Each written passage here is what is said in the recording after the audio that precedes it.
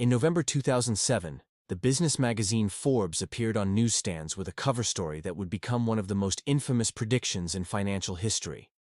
The cover featured Olli-Pekka, the CEO of Nokia, holding a sleek flip phone, accompanied by a bold headline, "Nokia, 1 billion customers, can anyone catch the cell phone king?" At that precise moment, Nokia was not just a company, it was a sovereign state of technology. It commanded a market capitalization of over $250 billion.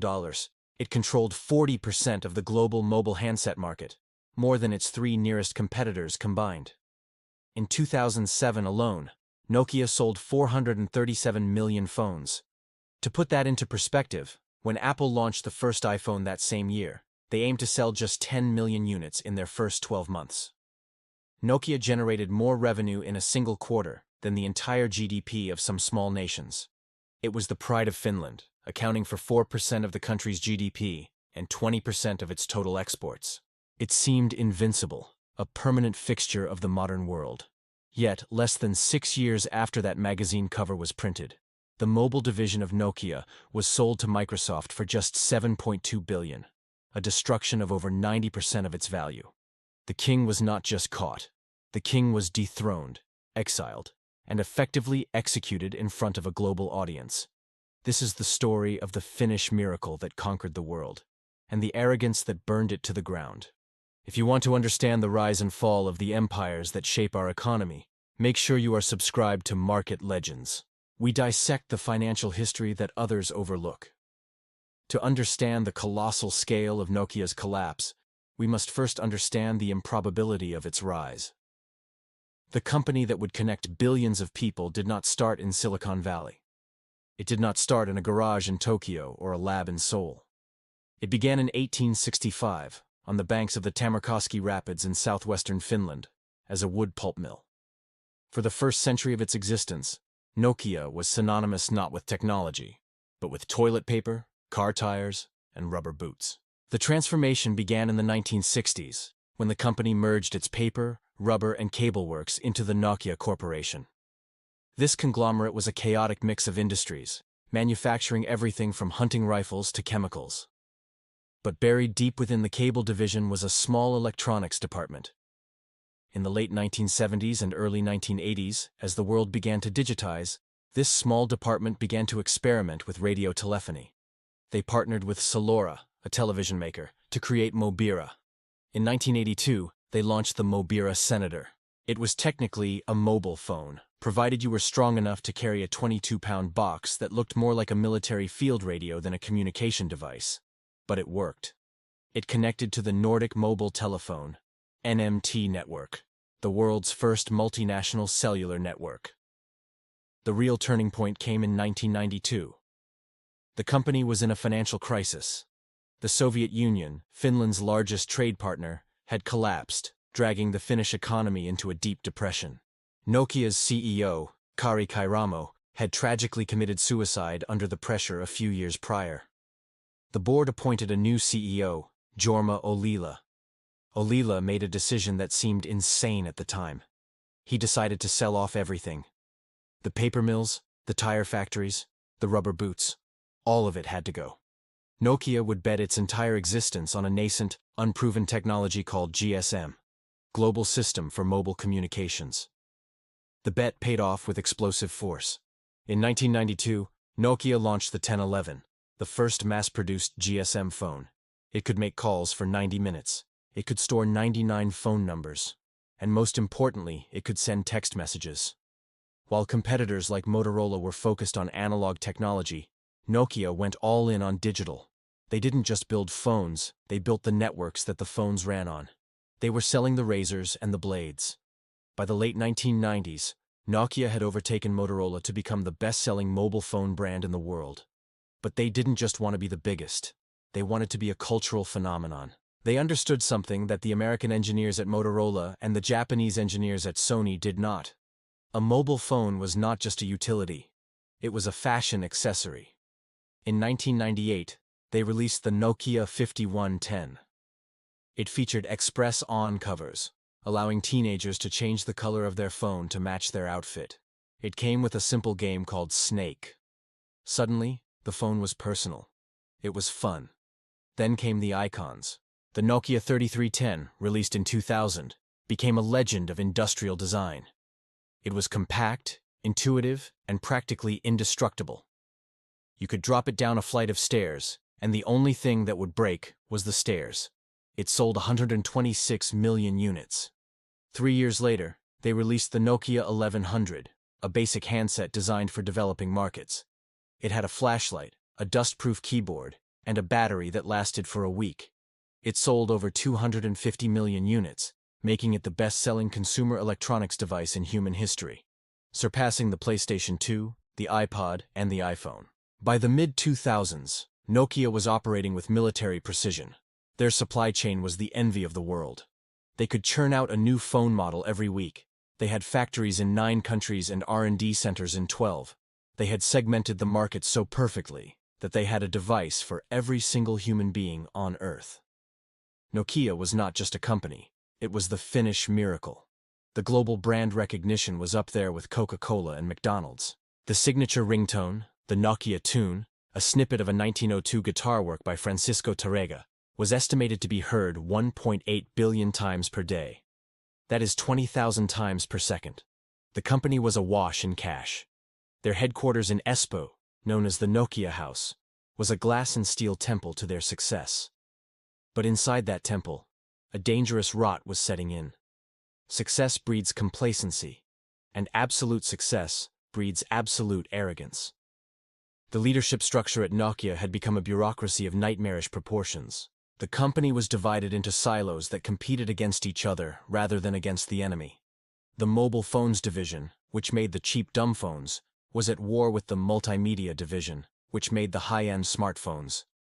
Engineers spent more time in meetings presenting PowerPoint slides than writing code. The core of the problem was Symbian. Symbian was Nokia's operating system. In the early 2000s, it was the gold standard. It was efficient and worked well on limited hardware. But as phones became more complex, Symbian became a monster. It was difficult to develop for. Adding a new feature, like a camera or a web browser, required thousands of lines of code and months of testing. Developers hated it. While the hardware engineers at Nokia were geniuses, producing the N95 in 2006, a phone that had GPS, a 5-megapixel camera, and 3G capability years before its rivals, the software engineers were drowning. The N95 was a hardware masterpiece, arguably the first true smartphone. But using it was a chore. The menus were deep and confusing. The web browser was clunky. It was a supercomputer running a pocket calculator's interface. But the sales numbers masked the problems. Nokia was selling so many phones that nobody paused to ask if the customers were actually happy. They were buying Nokias because there was no viable alternative. The executives in Espoo looked at the data and saw a graph that only went up. They looked at the American tech companies and laughed. Microsoft had tried to enter the mobile market with Windows Mobile and failed to gain significant traction. Palm was dying. Then, rumors began to circulate about a project in Cupertino. Apple, a computer company with zero experience in telecommunications, was building a phone. When Steve Jobs walked onto the stage in January 2007 and unveiled the iPhone, the reaction at Nokia headquarters was not fear. It was skepticism. They bought some iPhones, brought them to the lab in Finland, and took them apart. The hardware engineers laughed. The iPhone failed their drop tests. The call quality was mediocre. It didn't have 3G. It didn't have a physical keyboard, which Nokia believed was essential for typing emails. It didn't have a good camera. And the price, $499 subsidized, was laughable. Nokia's strategists calculated that Apple would never capture more than a niche market of wealthy hipsters. They famously dismissed the iPhone as a niche product. They focused on what the iPhone couldn't do, completely missing what it did do. They looked at the phone as a piece of hardware, a collection of radio antennas, batteries, and plastic. They missed the software. They missed the multi-touch screen. They missed the pinch to zoom. They missed the fact that the iPhone wasn't a phone with a computer inside. It was a computer that made calls. Nokia's chief strategy officer at the time reassured the board that Nokia had nothing to worry about. They had hundreds of models. Apple had one. They had global carrier relationships. Apple had AT&T. They had a logistical machine that could produce 1 million phones a day. Apple had a struggling supply chain in China. This hubris was not unique to Nokia. It was shared by the entire industry establishment. But Nokia had the most to lose. In 2007, Nokia's market share hit its all-time peak of 49.4%. Practically 1 out of every 2 phones sold on the planet was a Nokia. The company was generating 50% of all the profits in the mobile industry. They doubled down on their strategy. They believed the future was still hardware. They poured billions into R&D, but the money was spent on iterating existing designs, making them smaller, adding more megapixels to the camera, adding sliding mechanisms. They were optimizing a horse carriage while Henry Ford was building the Model T. In 2008, Google entered the arena with Android. Nokia's response was even more dismissive. If they didn't respect Apple, a hardware company, they certainly didn't respect Google, a search engine company. They viewed Android as a fragmented, messy experiment that would never gain traction with the telecom carriers who controlled the market. Nokia's leadership was convinced that the openness of the internet would not apply to mobile. They believed the carriers, Vodafone, AT&T, Orange, wanted control, and Nokia gave them control. Nokia phones were customized for carriers. The iPhone and Android threatened to break that control, to turn the carriers into dumb pipes. Nokia bet that the carriers would kill the iPhone to protect their own walled gardens. They were wrong. Consumers didn't care about the carriers. They wanted the full internet in their pocket. They wanted apps, and this was the fatal wound, the App Store. Nokia had an App Store. It was called Club Nokia, later OV Store. It was a disaster. It was hard to use, payment was difficult, and the selection was poor because developers didn't want to write code for the nightmare that was Symbian. Meanwhile, Apple and Google were making it incredibly easy for developers to reach millions of users. By 2009, the cracks were becoming canyons. Nokia's profits began to slip. The N97, released that year as the iPhone killer, was a catastrophe. It was hyped as the ultimate multimedia computer. In reality, it was a buggy mess. The touchscreen was unresponsive, the plastic felt cheap, and the software crashed constantly.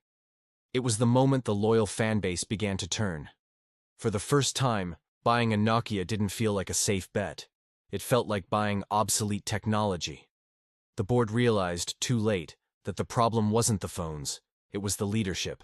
In 2010, they fired Olli-Pekka.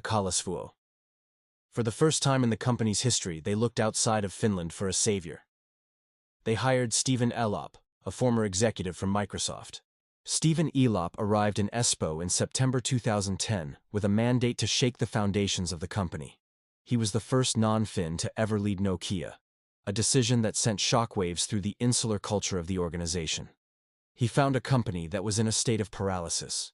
Nokia was still selling millions of phones, mainly cheap feature phones in emerging markets, but in the high-margin smartphone war, they were being slaughtered. The iPhone 4 had just been released, setting a new standard for industrial design with its glass and steel sandwich. Samsung was rising rapidly with its Galaxy S line running Android. Elop spent his first few months listening, observing, and diving into the code. What he found was worse than the market realized. He discovered that the internal development teams had been working on a next-generation operating system called MeeGo to replace the aging Symbian. But MeeGo was years behind schedule. The teams were bloated, communication was broken, and the code was a mess. Elop asked his engineers a simple question. How many MeeGo devices can we launch by 2011? The answer was 1. Just one model. In a market where competitors were launching new fleets of devices every quarter. In February 2011, Elop issued an internal memo to all Nokia employees. It would leak to the press and become known as the Burning Platform Memo. In it, he wrote, "I have learned that we are standing on a burning platform, and we have more than one explosion. We have multiple points of scorching heat that are fueling a blazing fire around us."